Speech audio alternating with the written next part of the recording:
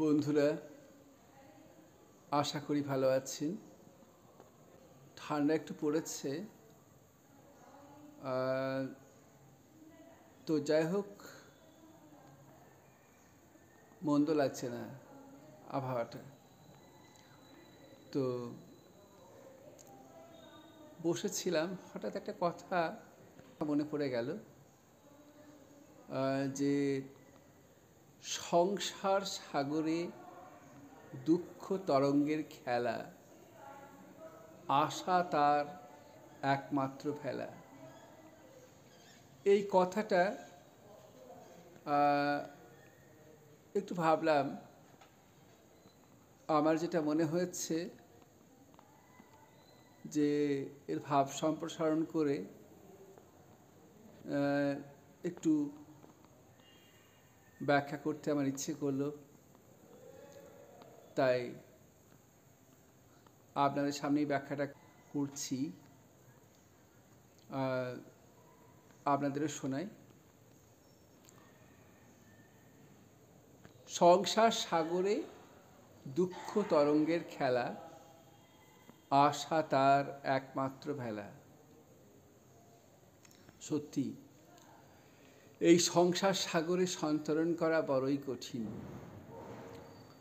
জোয়ার ভাটার দোলাচলে নিজেকে হারিয়ে যেতে হয়।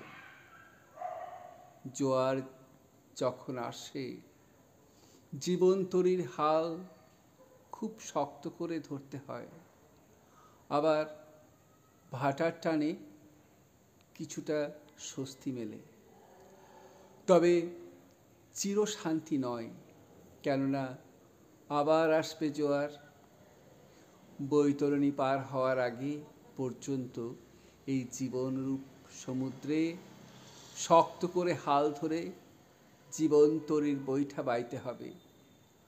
কখনো ক্লান্তি, কখনো হতাশার ঢেউ জীবন তরীকে ডুবিয়ে দেওয়ার চেষ্টা করবে,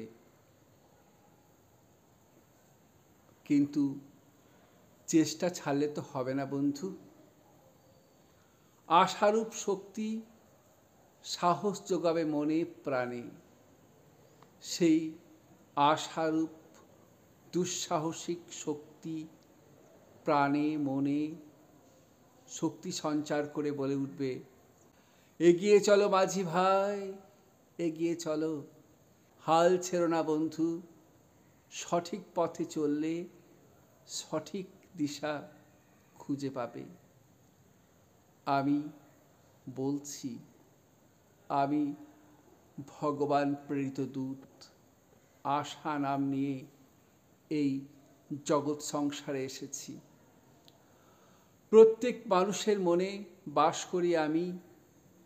যে যেমনভাবে চলতে চায় তাকে সেইভাবে চালিত করার সাহস যোগাই আমি। তোমরা আমাকে ভুল বুঝো না, কুহুকিনী ভেবো না। আমি সাফল্যের দিকে ধাবিত হওয়ার প্রেরণা যোগাই মাত্র। সঠিক কথা। তাই তো আমরা মৃত্যুর আগে পর্যন্ত মনের মধ্যে আশাকে খুব যত্ন করে লালন করি, কেননা তাকে ছেড়ে দিলে আমাতে আর আমিত্ব থাকবে বলে মনে হয় না। তাই না বন্ধু? নমস্কার।